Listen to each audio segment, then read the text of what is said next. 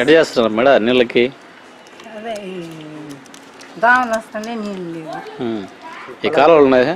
Side కాలువలు ఉన్నాయా? Side కాలువ ఆడండి అసలు బిగిచ్చేసి వాసన వస్తుంటాయి. సైడ్ కాలువ వర్షాలు పడితే నీళ్ళు ఎట్టిపోతాయి? ఏం లేదు.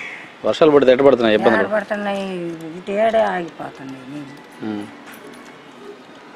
వర్షాలు పడినప్పుడు నీళ్ళు అయిపోయినప్పుడు బాగా ఇబ్బంది ఏమైనా కదా? ఇబ్బందే కదయ్యా మాకు, అంతా ఇబ్బంది. దోమలు అసలు వాసన గలీసుగా ఉంది. పేరమ్మ పేరు జీమ్.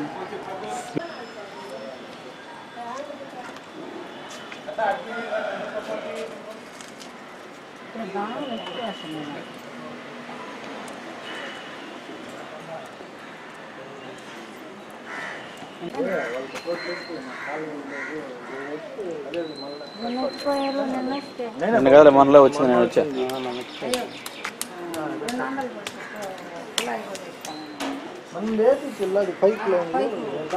కుళాయిలు ఇస్తా ఉన్నా.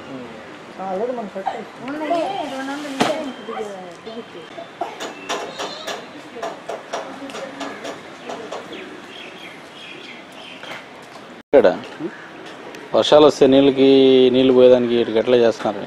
నీళ్ళు అసలు పోవట్లేదు. ఆ నుంచి లేపితే ఇటు వెళ్తాయి. ఆడ స్తంభం కాడ బట్టి ఇటు వచ్చేస్తుంది. ఇదంతా ఎలా అయిపోతుంది. సైడ్ కాలువలేదు మీకు? నేను ఉండే కాలువలు ఉన్నాయి, దొడ్డు పక్కన పని చేయట్లే. నేను క్లీన్ చేయక అట్లా అయిపోయినాయి, మామూలుగా ఉన్నాయి. నీటి చేసి నీళ్ళు పోవచ్చు అసలు, అటు పోనే పోవు నీళ్ళు. అటు పోవు. ఇక ఆ స్తంభం కాడ పోస్తే ఇటే వస్తుంది. పేరు పేరు? నా పేరు బాబు. బాబు.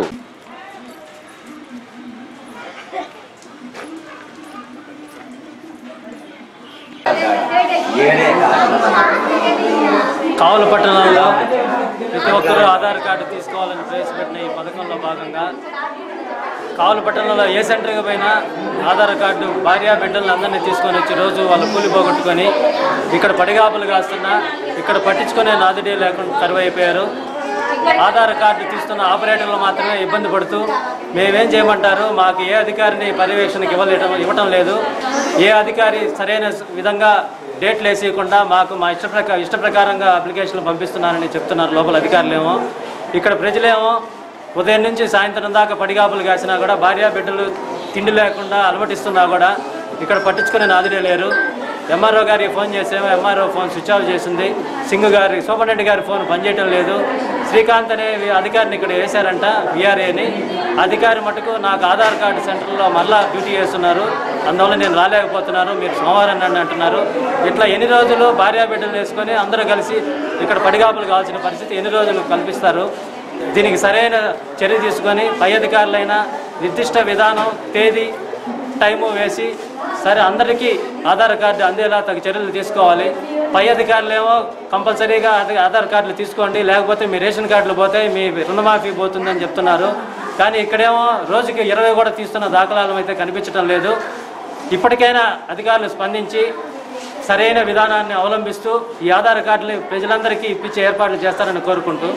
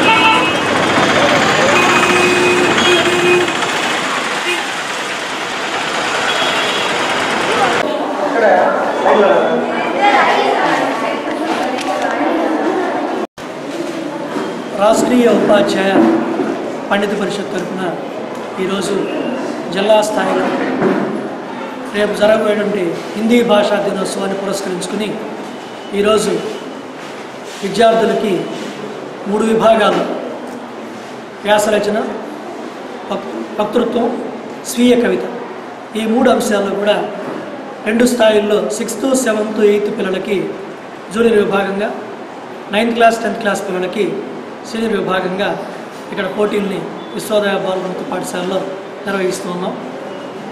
ఇప్పటిదాకా పాఠశాల స్థాయిలో ఒక పట్టణ స్థాయిలో జరిపేటువంటి పోటీల్ని ఈసారి మొట్టమొదటిసారిగా మా పండిత పరిషత్ తరఫున జిల్లా స్థాయిలో నిర్వహిస్తూ ఉన్నామని తెలియజేసుకోవడానికి చాలా సంతోషిస్తూ ఉన్నాం. ఈరోజు దాదాపుగా అన్ని విభాగాల రకరకాల స్కూల్ నుంచి ఒక 120 మంది విద్యార్థులు ఈ పోటీల్లో పాల్గొనడానికి ఈ పాఠశాలకు రావడం జరిగింది. ఒక మేడం గారు గంగవరం యూపీ స్కూల్ నుంచి కూడా ఆమె పౌరు ఫిజికల్లీ హ్యాండిక్యాప్డ్ అయిన టీచర్ కూడా వాళ్ళ పాఠశాల నుంచి ఒక 4 విద్యార్థుల్ని ఆటోలో తీసుకుని సపరేట్గా ఇక్కడికి రావడం జరిగింది. వారికి కూడా ఈరోజు మా పండిత పరిషత్ తరఫున ధన్యవాదాలు తెలియజేసుకుంటాం. రేపు జరగబోయేటువంటి హిందీ దినోత్సవం సందర్భంగా మేము పోటీలు నిర్వహించాము. ఈ పోటీలలో ఇంతమంది పిల్లలు వచ్చి పాల్గొనడం బాగా సంతోషంగా ఉన్నది. అంతేకాదు వాళ్ళు వక్తృత్వ పోటీలో కూడా చాలా చక్కగా మాట్లాడటం జరిగింది. అదేవిధంగా కవిత రైటింగ్ కూడా మేము పెట్టాము. దానికి కూడా చాలా ఉత్సాహంగా పిల్లలు వేరే లాంగ్వేజ్ అయినప్పటికీ కూడా దానికి వచ్చి పాల్గొని ఉత్సాహంగా కూడా ఎప్పుడు పెడతారని చెప్పి మమ్మల్ని అడగటం జరుగుతూ ఉంది. ఆ కాంపిటీషన్లో కూడా ఎక్కువ మంది పిల్లలు పాల్గొంటున్నారు. ఇలా మేము ఆ విద్యార్థుల్లో హిందీ భాష అంటే అభిమానాన్ని పెంపొందింప చేయడానికి, వాళ్ళ మనసుల్లో ఉండేటువంటి భావాలను ఆ హిందీ భాష ద్వారా వ్యక్తీకరించడానికి మేము అవకాశాన్ని కల్పించాము. ఆ అవకాశాన్ని ఈ జిల్లా స్థాయిలో ఉండేటువంటి పాఠశాల విద్యార్థులందరూ కూడా ఉపయోగించుకున్నారు. అందుకు మాకు సంతోషంగా ఉంది.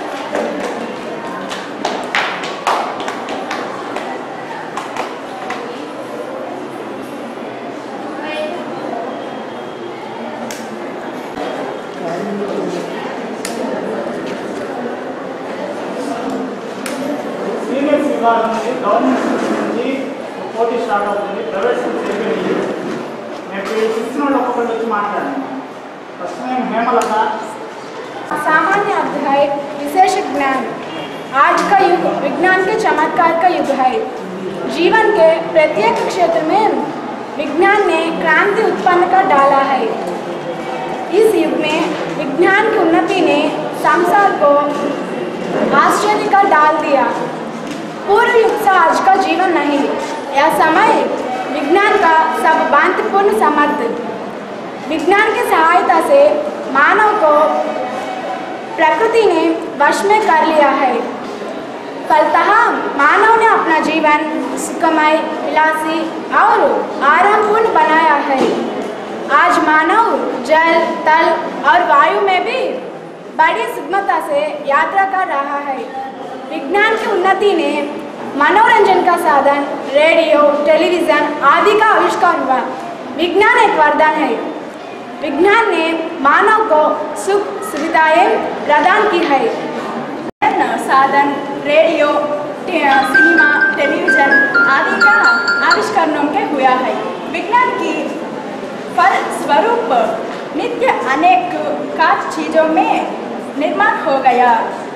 विज्ञान के आधुनिक प्रयोग में होकर साधनों मेरे बढ़ता है। आज आधुनिकों का संसार में बीजों का बिजली है। आज का बिजली महत्व बातों में निवारण का संभव आज करता। वरदान विज्ञान की अनगनत में वरदान है। इसलिए मानव जनता की गीतों में संभव है। इससे कृषि से क्षेत्र में तो वैज्ञानिक साधन नल, कूप, ट्रैक्टर आदि का विज्ञान का साधना है। और जलयान, वायुयान आदि का आविष्कार में कर सकते हैं। बहुत पूरी में पूरी समय में आज का भक्ति है కొన్ని పదాలు తీసుకుని మీరు సొంతంగా కవితల్ని రాయగలరా లేదా ఆ ప్రెజెంటేషన్ సృజనాత్మకత అనేది మీలో ఉందా లేదా సాధ్యమంతో అందరూ కూడా ఏంటంటే మీరు సొంతగా మీ మాటల్లో రాయండి 6th నుంచి ఇప్పుడు దాకా చదువుతూ వస్తారు పదాలు ఆ కొత్త పదాలు ఆ పదాలు ఉపయోగించి కవితలు సృష్టించండి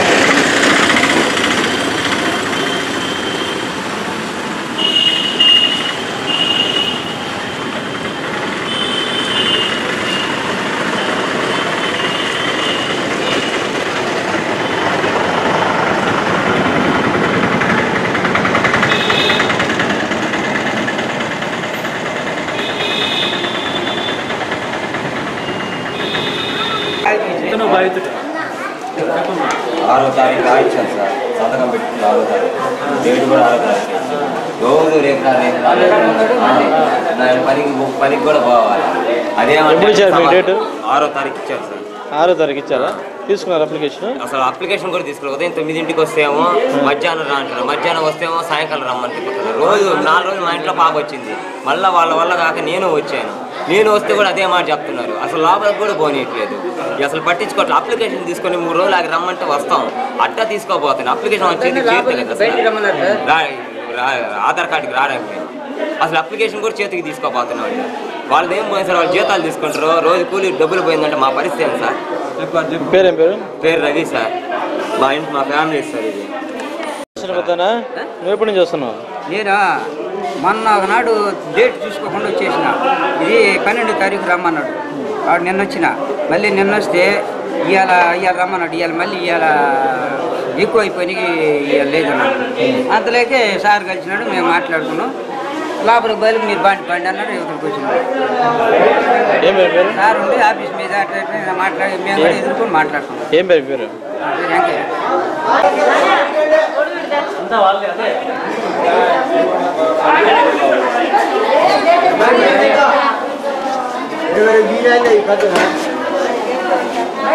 లేట్ అయిపోతుంటే తలుపు అదేది గెడేసేలేదు పద్ధతులు భయం ఉంటుంది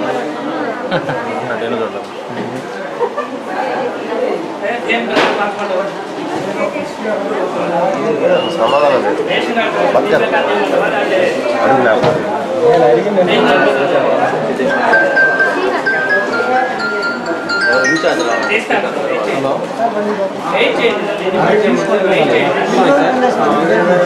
ఇప్పుడే చిక్కిందా మళ్ళీ ఒక్కరొక్కరు పోయి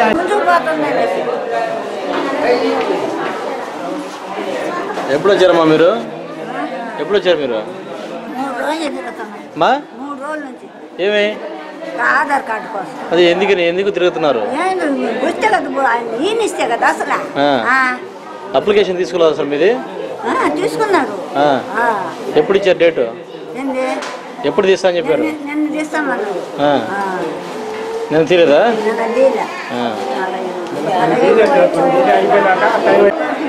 మనం బాత్రూమ్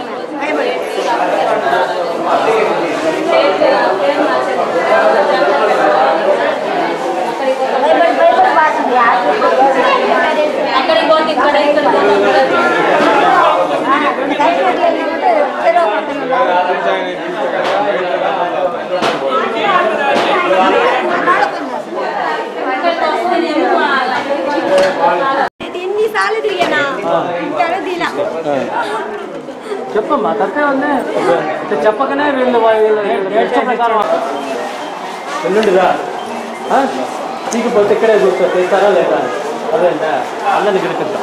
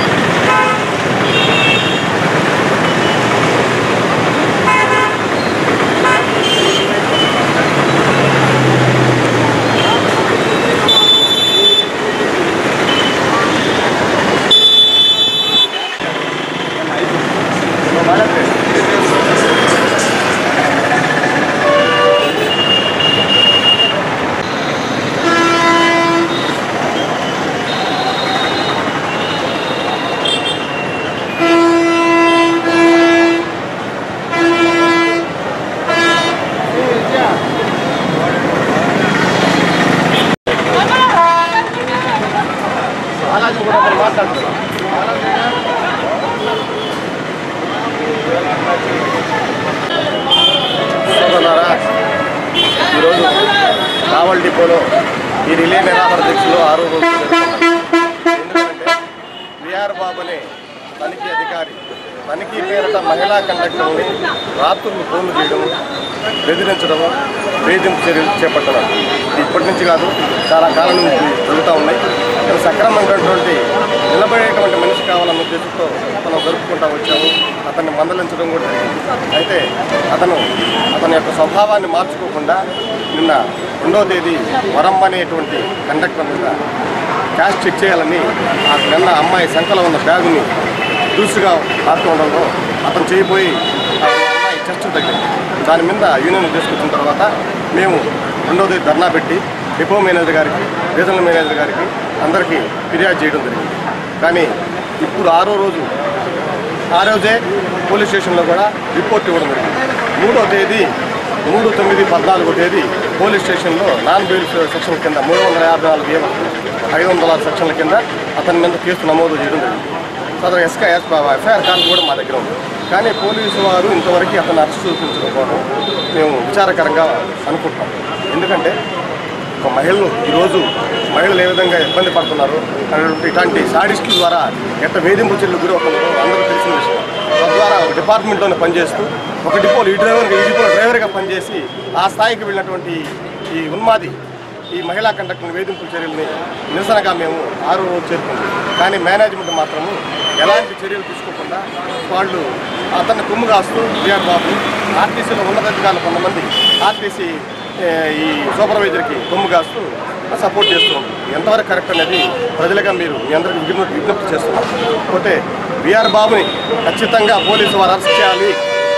దీనికి మంగళవారం రోజు కుల సంఘాలు, ప్రజా సంఘాలు, రాజకీయ పార్టీలు అందరినీ కలుపుకొని ఒక మహా ధర్నా ఏర్పాటు చేసి ర్యాలీ కూడా ఏర్పాటు చేయాలని మా జోనల్ కమిటీ, రీజనల్ కమిటీ నిర్ణయించింది.